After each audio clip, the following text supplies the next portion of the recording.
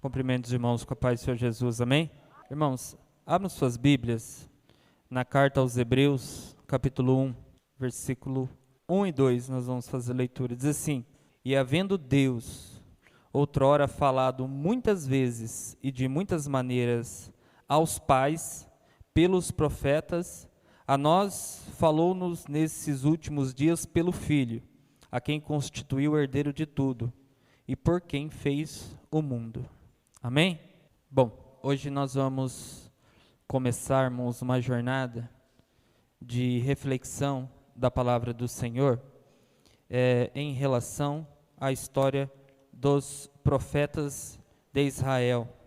Ao longo desses dias, dos 12 profetas menores que nós conhecemos, vamos tratar um pouco do ministério deles e da importância do trabalho deles para a história de Israel, para o povo de Israel e para os propósitos de Deus. O texto que eu acabei de ler aqui fala a respeito de Deus. Deus falando. Deus falou. Deus falou muitas vezes e de muitas maneiras. Ele falou aos pais, são os patriarcas, falou pelos profetas e, por último, falou pelo Filho. Estes dois versículos retratam a história da revelação divina, a ação de Deus em relação ao mundo, a iniciativa de Deus. Nós que conhecemos o que aconteceu com a humanidade, nós sabemos que o primeiro casal, Adão e Eva, eles tinham plena comunhão com Deus. E essa plena comunhão que eles tinham com Deus se deu por causa da pureza que eles tinham. Eles não tinham pecado, eles não tinham cometido nenhum erro, eles estavam perfeitos como Deus os criou. Então, eles tinham acesso direto a Deus, e o próprio Deus se movia na direção deles. A palavra do Senhor diz que o próprio Deus ia falar com eles, e eles tinham essa comunhão perfeita. Mas depois do pecado, esse Deus que é santo, que é puro, que abomina toda espécie de maldade, ele se afastou desse primeiro casal. Ele tirou esse casal daquele lugar de glória que eles estavam, e eles não tinham mais esse contato direto. Eles não podiam mais entrar na presença de Deus. Eles não poderiam mais falar com Deus, a não ser que o próprio Deus se movesse na direção deles. De lá para cá, o que nós vimos e o que nós temos registrado aqui no Antigo Testamento e no Novo Testamento, foram momentos, vislumbres em que Deus foi novamente acessando, novamente se comunicando de novo com a raça humana. A comunicação começou lá em Gênesis, lá nos tempos remotos, onde ele começou a falar com algumas pessoas. Então, nós temos ao longo de todo o texto da Bíblia, principalmente ali no livro de Gênesis, a história de Deus novamente tendo esses primeiros contatos. Nós vimos que Deus teve um contato com Noé, Deus falou com Noé, ainda antes de Noé ele teve um contato com Enoque, depois ele teve um novo contato com Abraão, depois de Abraão foi seguindo a sua descendência. Com Abraão, ele fez uma aliança, também fez a mesma aliança com Noé, e assim ele foi reafirmando a sua aliança. Ao longo da história também, nós temos o grande evento da reafirmação da sua aliança no Sinai, que ele fez com Moisés. Ali ele deu uma lei, e ao longo da história, essa aliança e essa lei era o critério que Deus estabeleceu para poder novamente ter um contato com o povo. um povo específico que ele escolheu. Nós pensarmos ali na história do Antigo Testamento, nós temos que imaginar um mundo povoado. Povos distintos, de etnias diferentes, evidentemente descendentes de Sem, né?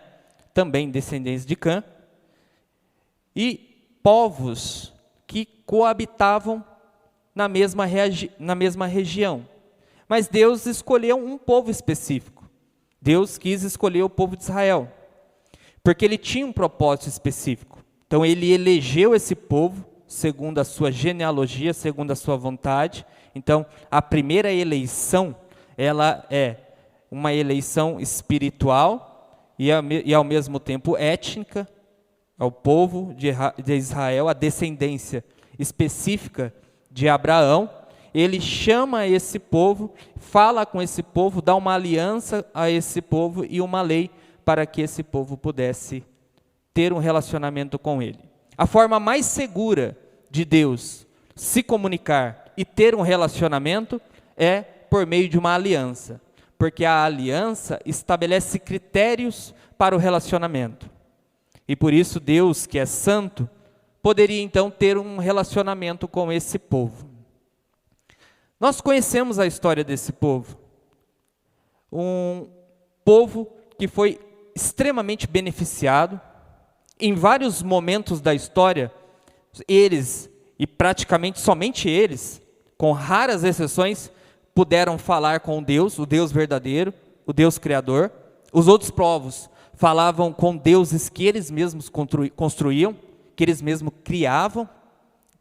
O povo de Israel não. O povo de Israel, ele tinha esse privilégio de ter esse contato com esse Deus. Em vários momentos, esse Deus fez coisas que beneficiaram Israel, milagres, provisões. Deus instituiu reis, fez muitas coisas que davam a esse povo um status, né, e uma condição elevada em relação a todo o restante da raça humana, a todo o restante de pessoas, de povos, línguas e nações diferentes, distintas, que estavam espalhados pelo globo terrestre naqueles tempos antigos. Israel era um povo de Deus, por isso tinha tantos e todos os benefícios que Deus concedeu a eles. Mas o mais importante, o que mais nos chama a atenção, é Deus falando. Deus falou com os pais. Deus comunicou as suas verdades aos pais. Deus, em um mundo de trevas, trouxe a sua luz aos pais. E os pais o conheceram e transmitiram por meio da tradição oral e da tradição escrita que hoje nós temos, toda a história desses momentos. Momentos particulares em que Deus chamou essas pessoas, fez coisas maravilhosas, fez mulheres estéreis terem filhos, né? Tudo por causa da sua aliança, tudo por causa do seu chamado, tudo por causa da sua eleição. Deus privilegiou, Deus colocou Israel em primazia, como o principal, como um filho, resgatou esse povo do Egito. Nós vemos a história que os descendentes de Abraão foram para o Egito, lá se fizeram uma grande nação, viviam uma grande opressão, mas Deus já tinha feito uma aliança com Abraão, eles não poderiam ficar ali. Deus tira esse povo dali e o abençoa. A famosa profecia do Egito, chamei o meu filho. É uma profecia que remete a Jesus Cristo, mas também ao povo de Israel. Deus sempre falou com Israel. Deus sempre teve esse relacionamento com Israel. Relacionamento que não teve com os demais povos, pelo menos no princípio. No princípio dos tempos em que Deus estava se dando a conhecer. Nós lemos aqui que Deus falou por muitas vezes, e essas muitas vezes são essas vezes que estão registradas aqui, e acreditamos que Deus falou muito mais do que isso, mas o que está registrado aqui é o que temos. E também Deus falou de muitas maneiras. Falou aos patriarcas e também falou pelos profetas. Aqui eu quero fazer uma ênfase nos profetas, porque são exatamente estes homens, né, essa vocação espiritual que nós vamos falar. Então nós podemos dividir, se nós fôssemos dividir a história da revelação de Deus, que é a história da Bíblia, nós poderíamos pensar em 3 períodos. O período dos pais, que é o período importante, que Deus se apresenta, eu sou o que sou, dá o seu nome, meu nome é Iavé, e fala com o povo de Israel e o beneficia. Esse poderia ser o primeiro momento, o momento que ele dá uma lei e faz a aliança, que é a antiga aliança, o antigo tratado que nós conhecemos, o antigo pacto. No segundo momento, nós poderíamos dividir como o tempo dos profetas, o tempo que Deus falou pelos profetas. E por último, nós poderíamos pensar no tempo em que Deus falou pelo Filho, por sua própria boca. É o período do Novo Testamento que Deus falou por meio do Filho e dos apóstolos que ele constituiu para a sua igreja. Eu quero falar especificamente do tempo em que Deus falou pelos profetas. Os profetas do Antigo Testamento, eles desempenharam um papel fundamental. Por quê? Esse povo beneficiado, como por muitas vezes você já leu, percebe-se que eles se desviaram do caminho do Senhor. Todo mundo sabe disso. Qualquer pessoa que leu a Bíblia já percebeu que o povo eleito, por muitas vezes, viveu um ciclo vicioso de apostasia, depois de arrependimento, de avivamento, e depois novamente, apostasia, arrependimento, avivamento. A história de Israel é essa história, a história desse ciclo. Um ciclo de um povo que se apostatava, depois era assolado, se arrependia, quando se arrependia era reavivado, e depois voltava-se ao mesmo estágio. Toda a história de Israel pode ser pensada dentro desses moldes. Se você começar a ler todo o percurso do que aconteceu com eles, não vai achar nada além disso. Apostasia, desvio, moral espiritual, arrependimento e, por fim, um avivamento. Uma triste história, porque nós estamos falando de alguém que muito recebeu, que é o povo eleito, o povo escolhido. E é nesse processo que os profetas eles vão desempenhar um papel inigualável, distinto de tudo que se viu. Por quê? Imagine o seguinte cenário. Você tem 2 autoridades em Israel importantíssimas. Quais são elas? As 2 maiores autoridades de Israel. Quem sabe?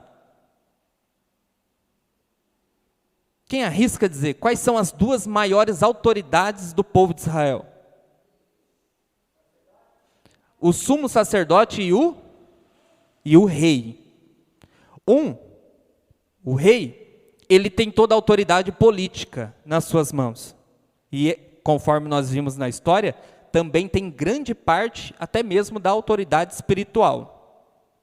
Ele manda em tudo. Os seus decretos são ordens, são leis que precisam ser cumpridas sob pena de morte. E nós temos o sumo sacerdote, que é o responsável pela condição espiritual do povo de Deus. Enquanto o rei é o monarca político, o sumo sacerdote é o representante, é o mediador espiritual do povo. O povo não tem acesso a Deus, o povo não pode oferecer sacrifício, o povo não pode mudar a sua condição. Eles só podem fazer isso mediante a presença do sumo sacerdote. E as questões políticas, o povo precisa de um rei, precisa ser governado. O monarca vai realizar essa ação. Agora, imagine quando o monarca se desvia dos caminhos do Senhor. O indivíduo que tem toda a autoridade política, o presidente da época. Imagine quando ele começava a fazer aliança com povos que o Senhor abominava.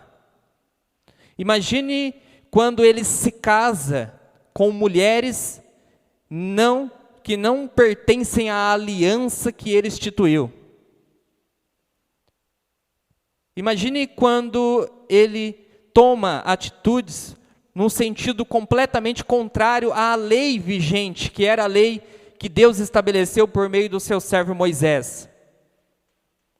Agora, imagine o sumo sacerdote, que era uma instituição importantíssima. Lembrando que Israel, e aqui eu estou pensando em Israel já mais evoluído, com um templo, ou um tabernáculo, ou um templo. Imagine esse Israel, que tem um só representante espiritual, e todos os seus subordinados. Imagine se esse indivíduo, esse sumo sacerdote, se desvia do caminho do Senhor, abandona o verdadeiro culto ao Senhor. Se esse líder, ele deixa de verificar as ofertas que são ofertadas ao Senhor, se ele introduz dentro do templo do Senhor uma abominação, um outro Deus, ou outro tipo de adoração, e profana assim o altar do Senhor, o que acontece com o povo? Como que o povo vai se apresentar diante de Deus se o único indivíduo, o único responsável por isso, se corrompeu? E quando o rei e o sacerdote, um rei pecador e um sacerdote pecador se unem em conluio contra Deus, contra a vontade de Deus, contra os princípios de Deus, contra a aliança que Deus instituiu, desde os pais, e contra a lei do Senhor, o que o povo vai fazer? O que acontece com o povo? Nós vimos aqui na história, destruição. Porque é nesse momento que Deus começa a assolar o povo. Deus começa a enviar pragas para assolar as plantações, para o povo passar fome. Deus começa a segurar as chuvas para que não chova e o povo não tenha como plantar nem colher. Deus começa a enviar pestes, pragas, doenças no meio do povo. Deus começa a despertar cobras na direção para picar o povo, para matar o povo. Tudo para fazer com que o povo possa entender a condição espiritual que se encontra. É nessas condições que surgiu o que poderíamos chamar do ministério dos profetas. Nós temos duas pessoas importantíssimas, o monarca e o sumo sacerdote. Agora, quem é o profeta? É um ninguém. Nós estamos falando de um povo populoso. Quando nós pensamos em Israel, você tem que pensar de 3 a 7 milhões de pessoas. Nós estamos falando de uma grande população. Quem é o profeta em meio a 3 a 7 milhões de pessoas? Um ninguém. Uma pessoa completamente desprezível. Sem voz, sem reconhecimento popular, sem autoridade alguma. É assim que começa o ministério profético. Pessoas que não eram conhecidas, mas que serão chamadas por Deus, escolhidas dentre essa multidão de pessoas, vão ser purificadas por Deus, assim começa a vocação, chamadas, purificadas e enviadas para uma missão específica, serem porta-vozes de Deus. Essas pessoas, elas não têm talento algum, capacidade alguma, são escolhidas dentre as mais diversas situações, mas são pessoas que são dotadas de uma autoridade tão grande, e essa autoridade, ela vai acima da autoridade do sumo sacerdote e acima da autoridade do próprio monarca. Dentro de uma escala de hierarquia, nós poderíamos colocar o profeta no Antigo Testamento como a mais alta patente. Por quê? Porque ele é a pessoa que vai falar exatamente aquilo que Deus quer dizer. Ele é a pessoa responsável por transmitir literalmente, com toda certeza, as palavras que Deus dá. Então, em tempos que o monarca abandonou a lei do Senhor, em tempos que o sumo sacerdote abandonou a lei do Senhor e já não tem mais vozes para falar em nome de Deus, surge o profeta, com aquilo que de mais importante ele tem, uma mensagem. O profeta, ele só existe por quê? Porque Deus quer falar. Então, o profeta, ele nasce nessa brecha, dentre a vontade de Deus de falar e Deus querendo alguém, simplesmente para poder intermediar a sua fala, para poder apresentar a vontade de Deus, para poder falar para o povo o que Deus quer dizer. E Deus levanta com essa autoridade que é acima da autoridade instituída por Ele mesmo. O profeta, ele ocupa a autoridade maior, o grau de maior importância ao longo da história da revelação, porque as duas figuras mais importantes e mais relevantes de toda a nação já se corromperam. Nós vamos tratar da história dos profetas. E esse ministério profético, com todas as suas atribuições que nós conhecemos, ele não começou assim como muitos pensam. No Antigo Testamento nós temos dois conceitos. O primeiro é de profeta, mas existia um outro conceito também, que às vezes foi confundido com profeta e que particularmente eu também confundia, que é a figura do vidente. Nós temos no Antigo Testamento a ideia desse vidente. Quem era o vidente? Era aquela pessoa que recebia visões na madrugada. Visões de Deus, às vezes de espíritos, às vezes visões criadas, às vezes sonhos como acúmulo de pensamentos. Mas existiam videntes em Israel, e videntes a qual Deus, em sonhos, em visões, revelava coisas. Então, a pessoa do vidente, ela era muito importante. E qual o lugar que os videntes ocupavam? Geralmente os videntes ocupavam os palácios. Eles estavam junto com os reis. Porque os reis, eles sempre precisavam da orientação divina. Nas suas decisões, nos seus projetos, nas suas incursões de guerra. Então, o vidente, ele estava ali para que todas as vezes que o rei tivesse uma dúvida se podia ou não sair em batalha, ele consultava o vidente. E o vidente dizia o quê? Vão esperar o Senhor falar na madrugada. E aí o Senhor falava ao vidente, e o vidente trazia as visões em profecia daquilo que se via, daquilo que há de acontecer, qual foi a resposta do Senhor. Nós temos isso, irmãos, não só em Israel, mas nós tínhamos a ideia do vidente até mesmo nas outras crenças dos povos. Nabucodonosor, ele tinha videntes, vários videntes. Inclusive, quando ele teve o sonho daquela estátua, a primeira coisa que ele fez é procurar o vidente, para o vidente ver também e dizer o que é aquilo. Enquanto os seus videntes não foram capazes de entender, de saber, sequer prescrutar o que havia acontecido, porque Deus tinha mostrado, ele, em meio aos seus videntes, achou um vidente que tinha um relacionamento com Deus. Quem era esse? O que vê, o que recebia visões? Daniel. Daniel fez o quê? Orou ao Senhor e Deus deu a visão.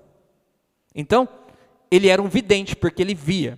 Todos os reis, a grande massa dos reis, sempre tinha um vidente em casa. Justamente, porque todas as vezes que ele se sentia em dúvida do que fazer, ele buscava ajuda no vidente. E o vidente, aquele que tinha um contato com Deus, era por meio dele que Deus ia dar uma resposta ao rei. Foi assim que começou o ministério profético. Davi, ele também tinha um vidente em sua casa. Põe para mim, Vinícius, o texto de 2 Samuel. Nós temos a figura do Davi, que é uma figura muito importante, e ele também tinha um vidente e também profetas na sua casa, dos quais ele dependia muito. Olha aqui para você ver. Levantando-se, pois, Davi pela manhã, veio a palavra do Senhor ao profeta Gade, nome do profeta, que além de profeta também era vidente de Davi. Ele via. Todas as vezes que Davi precisava de uma resposta, ele ia aonde? No vidente. E pedia ao vidente, ora ao Senhor para que Deus te dê uma visão. e diga qual é a vontade dele. Era assim que funcionava. Então, os primeiros profetas também eram videntes, porque eram pessoas que Deus falava. Nós temos, além de Gade, nós temos 2 outros profetas que são muito importantes nesse período. O Aias de Siló, que foi aquele profeta que profetizou que Jeroboão herdaria 10 tribos do Senhor, e nós temos também o Natã, que era o profeta que profetizou em relação ao pecado de Davi. O pastor pregou nessa semana. Assim começou a história dos profetas. Eu imagino, dentro daquilo que eu estudei, que Natã foi o primeiro e o mais importante. Ele que abriu o caminho do ministério profético. Porque Natã, ele falou nada mais, nada menos que ao rei. Ele levou uma coisa que estava em oculto ao rei. Embora o ministério profético seria muito maior, porque Natã estava falando só de um pecado que o rei cometeu às ocultas. Mas o ministério profético chegaria ao ponto de falar do pecado da nação inteira. Ele avançaria, ele progrediria. Então nós temos os primeiros ecos proféticos em Natã, Gade e Aias de Siló. As pessoas mais importantes. O Aias de Siló, ele também era um vidente. Em uma ocasião, quando o filho de Jeroboão estava doente, o Jeroboão fez o quê? Disse à mulher dele: vai até Aias, mas vai escondida, vai com uma máscara, porque Aias já era velho e não tinha mais condições de enxergar. E pergunta para ele: o que vai acontecer com o nosso filho? E uma coisa importante que eu não disse: os videntes, eles trabalhavam a troco de pagamentos. Todos os videntes, era típico do vidente. Ele revelava alguma coisa da parte do Senhor e ganhava um pagamento por isso. E a mulher dele foi até Aias. Quando chegou lá, antes de ela chegar e enganar Aias, quem se manifestou a Aias de Siló? O próprio Deus. E disse: a mulher de Jeroboão está vindo até você. E ela quer saber em relação ao que vai acontecer com o filho doente. E essa mulher, quando foi, levou presentes, evidentemente a Aias, que era o pagamento. Esses homens, eles recebiam esse pagamento. O que não é novo. Na verdade, o que não é antigo, não é novo, porque até hoje parece que essa prática, se perpetuou aí, principalmente é uma das manifestações dos falsos profetas que nós temos, em nossos meios. Homens cheios de visões, que veem coisas na madrugada e que cobram por isso. Nós temos isso por todos os lados. Inclusive, essa semana eu sempre gosto de assistir vídeos no YouTube, e eu estava vendo, e sempre tem, todo dia à noite, pessoas que abrem lives, ao vivo, aí lá ele coloca o Pix, você põe o seu nome no comentário e ela faz uma previsão para você, que está vendo ou que Deus está falando, e recebe por isso. Isso é antigo, os videntes faziam isso. O próprio Daniel, quando revelou o sonho de Nabucodonosor, Nabucodonosor o presenteou, o engrandeceu. Por quê? Porque ele era um vidente, que Deus usava. Então, esse trabalho é antigo. Nós temos também até a figura de Balaão. Balaão não era do povo de Deus, mas Balaão era um vidente. Só que Balaão, ele não amaldiçoou o povo de Deus. Primeiro, o que ele dizia? Vamos ver o que Deus vai dizer. Ele nunca se comprometeu com Balaque. Primeiro ele dizia: sim, mas vamos ver o que Deus vai dizer. E aí, Deus vinha e revelava para ele. Em visão, Deus falava com ele. E aí ele ia e dizia só o que Deus mandava dizer. Em vez de amaldiçoar, ele não conseguia amaldiçoar. Por quê? Porque ele foi consultar a Deus. E ele não era do povo de Deus, não era do povo eleito. Ele era um vidente que ganhava para isso. Ganhava para amaldiçoar. Só que ele consultava ao Senhor e o Senhor falou com ele. O Senhor falou com ele. Então o vidente é um ofício mais antigo do que o ofício profético. Com o passar do tempo, o ministério profético foi se amadurecendo. E duas figuras se destacam depois dessas três que eu aqui apresentei. 2 profetas que faziam prodígios e maravilhas. São eles, Elias e Eliseu. Aí nós já estamos num momento em que o ministério profético começa a tomar uma forma, tomar uma performance diferente, atribuições diferentes. Esses homens são homens que surgem num momento difícil da história de Israel, para não dizer o pior. Principalmente Elias, ele vem no pior dos momentos da história de Israel, onde um dos piores dos reis estava governando. Acabe, filho de Onri, dos piores reis de Israel. Ele provavelmente só perde para Manassés, mas ele em si fez tudo aquilo que era mal aos olhos do Senhor. Nesse interim, Deus levanta Elias, um profeta que realiza sinais e maravilhas e que fala em nome do Senhor. Qual é o propósito? Trazer de novo o povo. Fazer com que por meio do sofrimento e da dor, dos sinais e maravilhas, o povo lembre da aliança e novamente busque reestruturar, se consertar com o Senhor. E em seguida, nós temos também o ministério de Eliseu, que aparentemente é uma sucessão do ministério de Elias. Mas também Eliseu é chamado homem de Deus e profeta. Inclusive tinha discípulos e uma escola de profetas. Então, neste primeiro momento, nós temos os profetas realizando as atividades seguintes, que é intervenção política no monarca. Eles interviam nas decisões do monarca, do rei. Quando o rei ia tomar uma decisão, vinha o vidente ou vinha o profeta para poder mudar a decisão, para que as decisões sejam conforme o Senhor. Os profetas, nesse período, já falavam em nome de Deus, sempre vinham com aquela máxima, assim diz o Senhor, que era uma validação de que as suas palavras não eram suas, e de que eles apenas eram porta-voz, e de que a mensagem que eles trazem é mais importante do que eles mesmos. Um cuidado que a gente tem que ter, quando nós vamos estudar a história dos profetas, é aquela tendência que a gente tem em fazer um estudo biográfico. Parece que na história dos profetas, o mais importante são os próprios profetas, e não são. O profeta só existe por causa da profecia. Não é a profecia que existe por causa do profeta.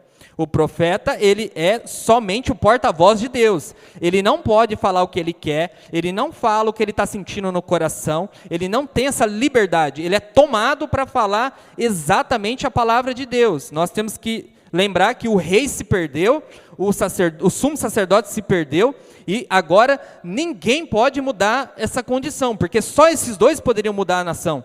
Agora é só o próprio Deus. Então o profeta, ele tem que se apequenar nessa história toda. É lógico que nós não podemos desprezar a sua pessoa, mas maior do que o profeta é a profecia, e ele só existe por causa da profecia. A necessidade desse indivíduo, desse ninguém, porque surge do nada, sem precedente algum, ele só é alguém que vai representar naquele momento e falar daquilo que Deus disser. Os profetas só recebem a revelação de Deus de duas formas: ou é visão ou é palavra audível. Ou ele escuta exatamente as palavras de Deus, ou ele vê. Deus mostra para ele. Às vezes ele vê um cenário de destruição, né? E ali depois ele é chamado, ele vai até quem tem que ir e fala: olha, essa é a visão que recebi do Senhor. Ou quando ele escuta, essas são as palavras que eu recebi do Senhor. Esse é o trabalho do profeta. Ele é o porta-voz. Então, um cuidado que a gente tem que ter no estudo dos profetas é que maior que eles são as profecias. Então nós precisamos dar a atenção maior nas profecias e não nos profetas, porque é Deus que está falando nas profecias, e é mais importante a voz de Deus que a voz dos profetas. Os profetas vão profetizar até João. João é o último, e a partir dali os apóstolos assumem a dianteira.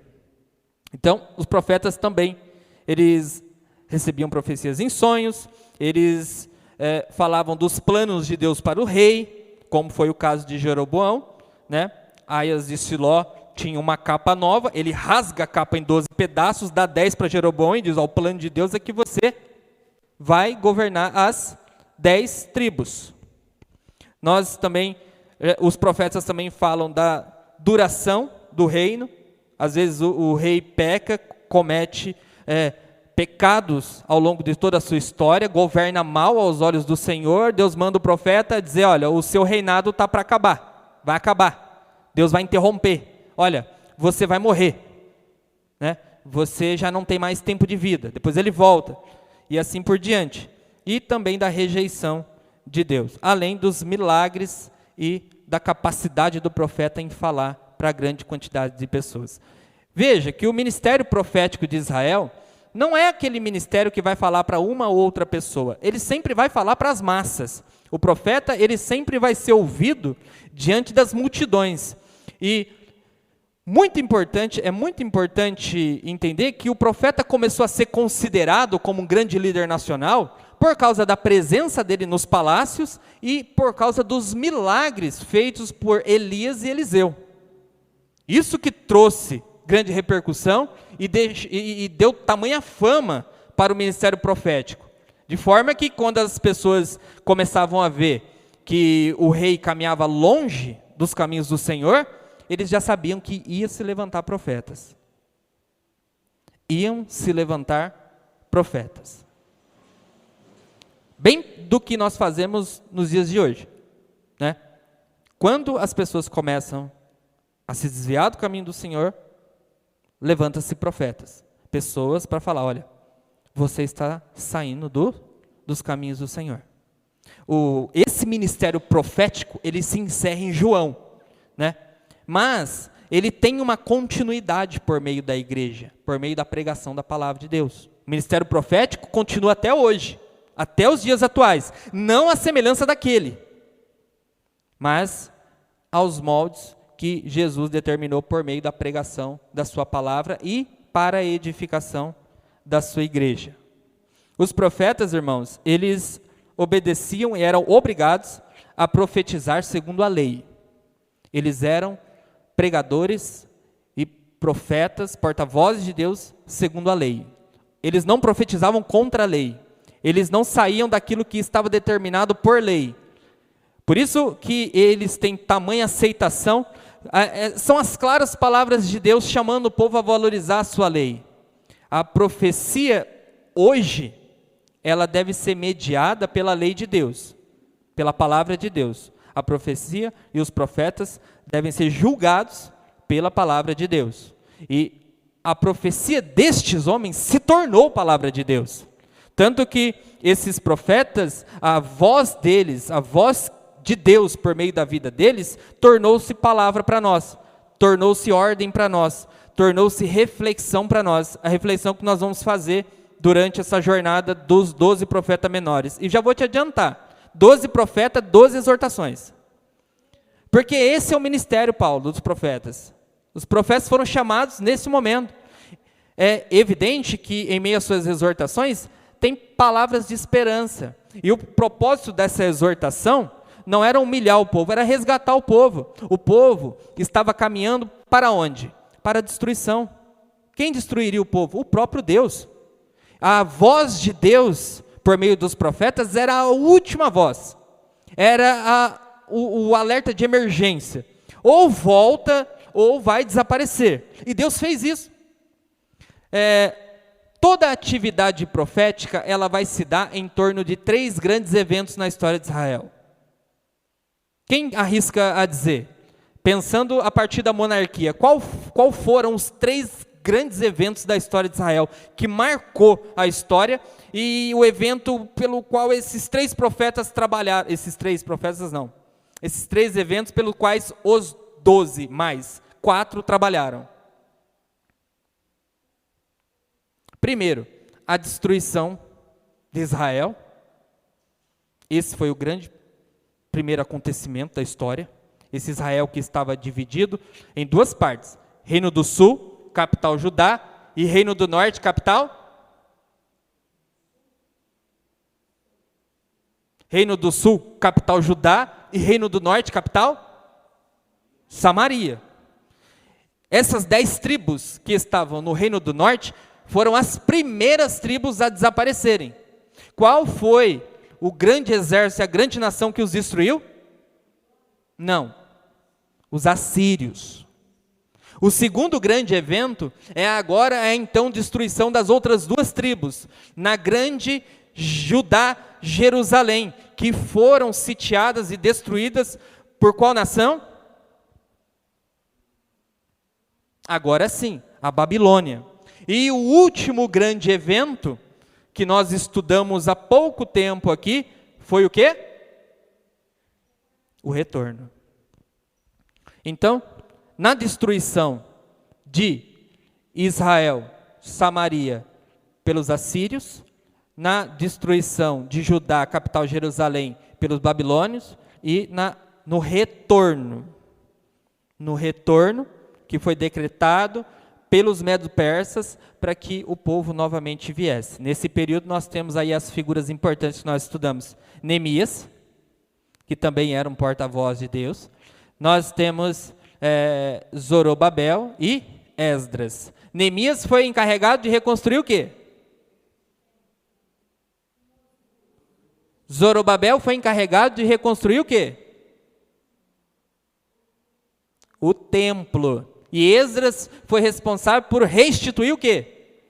O culto e as leis. Exatamente. Foi nesse tempo que os profetas trabalharam. Nós estamos vendo eventos de juízo da parte de Deus. E aqui, evidentemente, um evento de esperança. Mas mesmo no momento de esperança e de retorno, os profetas precisaram atuar. Porque o povo que retornou, conforme aquele longo estudo que nós tivemos, novamente voltou aos seus pecados. Então, nós começaríamos a partir de Oséias, né? A linha cronológica que nós temos aqui na Bíblia, na verdade não está dentro de uma cronologia, e eu vou colocar, mas nós vamos fazer o estudo como está aqui os livros. Eu não vou colocar ou conjugar dentro dos tempos. Então nós vamos falar de Oséias. Em Oséias, nós vamos falar do quê? Da infidelidade nacional, apostasia. O povo estava adulterando contra o Senhor. O Senhor vai apresentar a aliança como um noivado, como um casamento, e o povo era infiel à lei do Senhor. Nós vamos falar de Joel. Joel vai tratar do retrocesso espiritual do povo. O povo estava andando para trás. Esse é um jargão muito conhecido, popular. Era exatamente o que estava acontecendo. Amós vai tratar das injustiças sociais, a exploração e a desigualdade que estava acontecendo dentro do povo. Obadias vai tratar da inimizade entre nações irmãs. Isso é muito importante também. E perceba que, em todas essas profecias, nós tiraremos exemplos e aplicações para nós. Nós não vamos tratar só questões históricas, nós vamos falar daquilo que Deus disse e como que isso se aplica à nossa vida. Jonas, nós vamos falar de missões e de preconceito.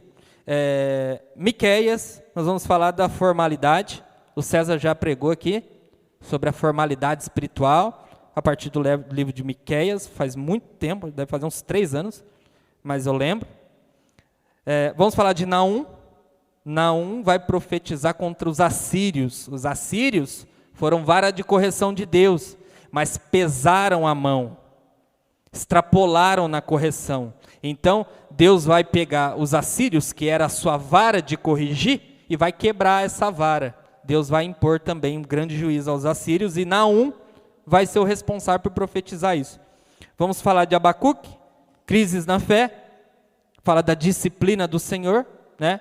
Aquela situação de Abacuque, não acreditar que um povo mais ímpio é que iria corrigir o povo eleito de Deus. Pois é, foi assim que foi.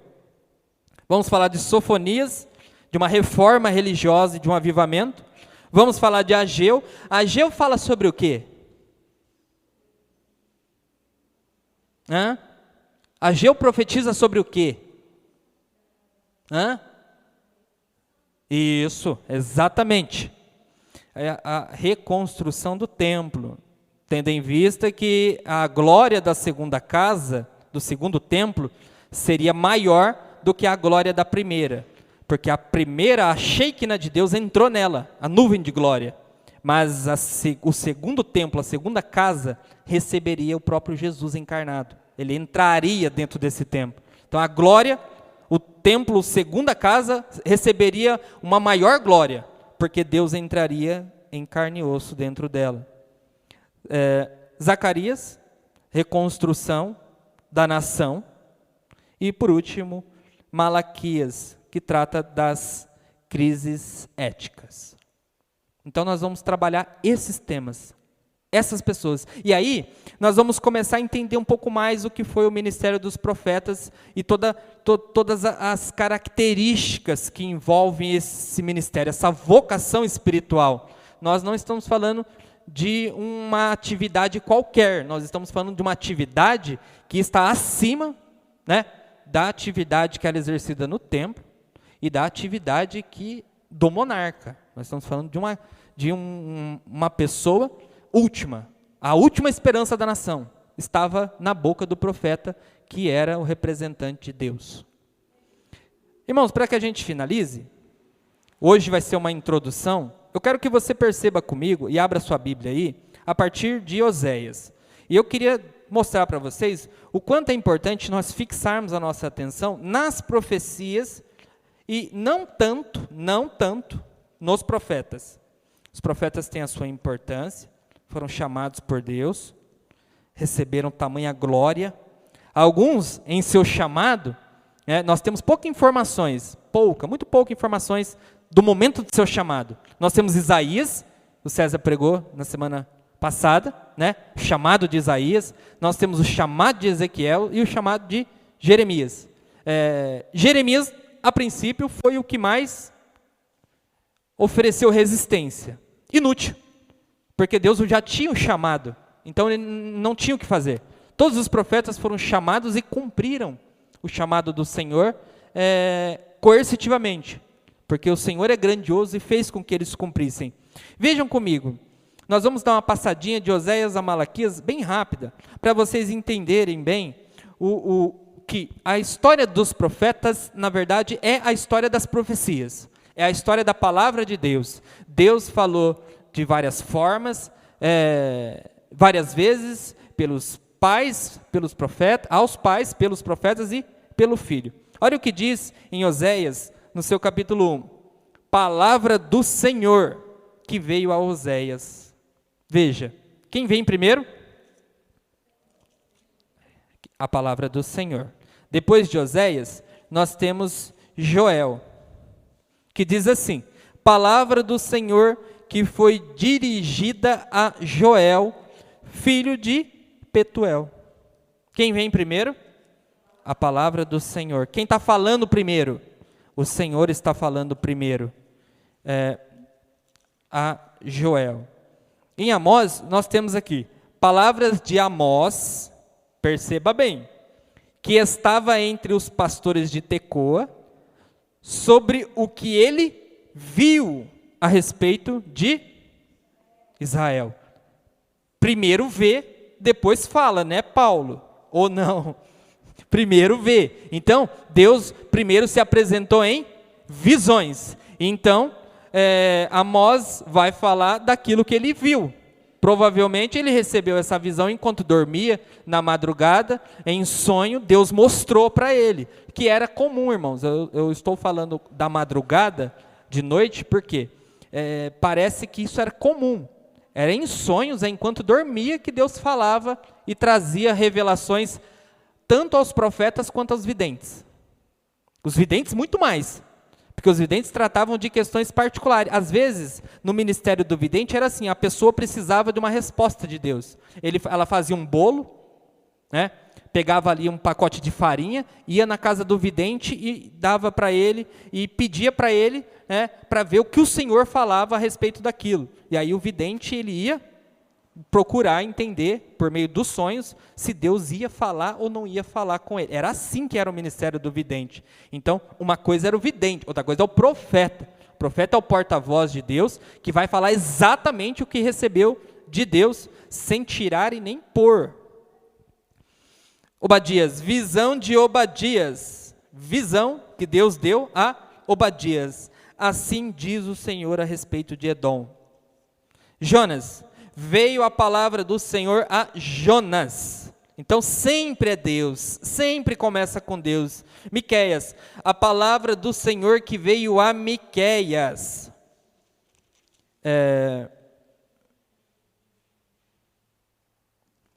Depois de Miqueias nós temos Naum. Naum é o oráculo. Oráculo aqui também tem um sentido de palavra, de resposta divina. Palavra ou oráculo acerca de Nínive. Livro da visão de Naum. Aqui nas palavras de Deus, ele diz o seguinte, versículo 2, o Senhor é um Deus zeloso, ele vê isso em visão. E vingador, o Senhor é vingador e cheio de furor. O Senhor toma vingança contra os seus adversários e guarda a ira contra os seus inimigos. Naum, ele teve essa visão. Imagina, você consegue imaginar? Imaginar Deus se apresenta em visão para esse indivíduo e ele está vendo Deus cheio de ira, pronto a derramar a sua ira contra os seus inimigos. O profeta ele é chamado para vir e dizer isso, Deus vai derramar da sua ira. Veja, o profeta ele não é um indivíduo muito aceito na sociedade, tá? Porque perceba bem, quando o rei e o sacerdote se desvia, o povo desvia junto. E assim como o rei e o sacerdote abominam o profeta e tem raiva do profeta, porque o profeta fala a palavra de Deus, o povo também assim o pensa.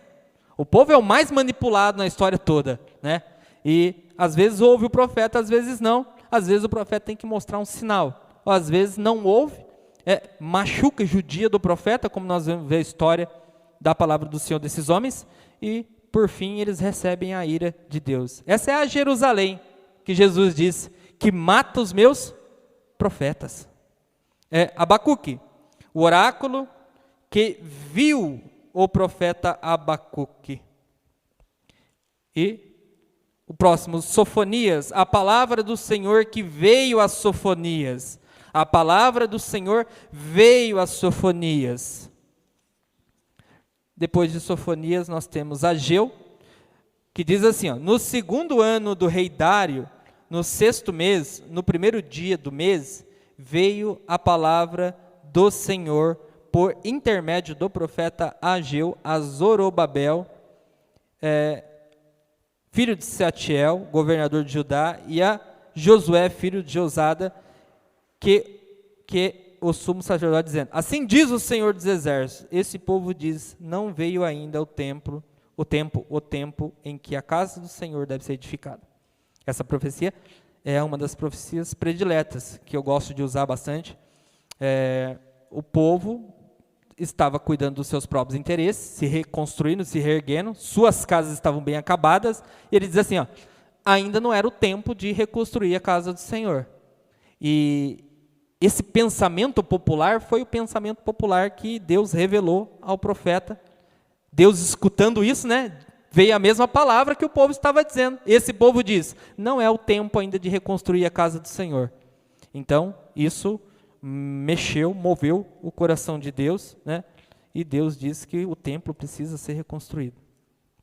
Zacarias, no 8º mês do segundo ano de Dário, veio a palavra do Senhor ao profeta Zacarias. E estamos chegando aqui ao fim. Depois de Zacarias, nós temos aí, por fim, Malaquias. Um oráculo. A palavra do Senhor a Israel, por intermédio do profeta Malaquias. A palavra do Senhor sempre vem primeiro. Não deveria nem ser o livro dos profetas, seria o livro das profecias do Senhor. Então, nós vamos dar uma ênfase especial nas profecias, porque elas vêm primeiro, Deus em primeiro lugar falando, e também nós vamos, com isso, em virtude disso, conhecer um pouco da vida dos profetas. E entender, irmãos, a continuidade do ministério profético por meio da igreja. A igreja, ela dá continuidade nesse ministério, porque a igreja faz saber a vontade do Senhor. A igreja, ela é porta-voz da palavra do Senhor. Nós temos também, além da questão profética, nós temos o dom da profecia. Só que dom da profecia é uma coisa, não tem a ver com o ministério dos profetas do Antigo Testamento. Eles não tinham dons, eles tinham uma vocação. O dom da profecia é utilizado para edificação da igreja, no ambiente de culto, geralmente onde é utilizado, não necessariamente, mas são coisas distintas. Só para não confundir, nós estamos falando do ministério dos profetas e a continuidade desse ministério, que é fazer saber a vontade de Deus por meio da sua lei, da sua palavra, é a pregação. Então, o pregador, você como cristão, quando prega a palavra de Deus, você está pregando uma palavra que é profética, uma palavra que vem de Deus e que precisa ser comunicada aos homens. Amém? Deus possa abençoar os irmãos nessa noite e que os irmãos possam se interessar por esse tema, um tema importante da palavra do Senhor, que vai com certeza beneficiar nossas vidas. Amém? Uma salva de palmas para Jesus.